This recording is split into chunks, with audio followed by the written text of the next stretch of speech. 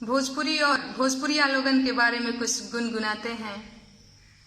अरे जाने के होखे त जान ला, जाने के होखे त जान ला।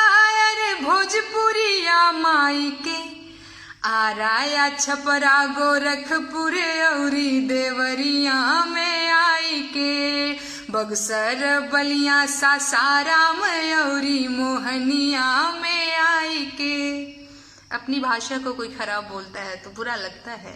अरे ऊ फूहड़ बोलेला, कौनो अश्लील बोलेला, कि आपन माटी के जब कोई धूमिल बोलेला।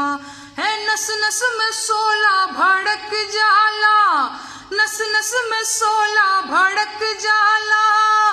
काहीं समझाई के आराया छपरा गोरखपुर औरी देवरिया में आई के, बक्सर बलिया सासाराम औरी मोहनिया में आई के। भोजपुरिया लोगन से इश्क करने वाले कभी इश्क में धोखा नहीं खाते। कबो दिल दे के देखला, तनी दिल लेके देखला, और दुनिया के पैमाना पे परख के देखला कि 24 कैरेट का सोना है, 24 कैरेट का सोना है। कहीं शरत लगाई के आराया छपरा गोरखपुर औरी देवरिया में आई के।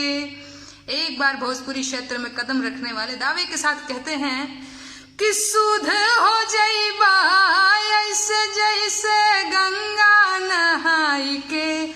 हर दीवाना तू हो जाइबा लिट्टी चोखा खाई के।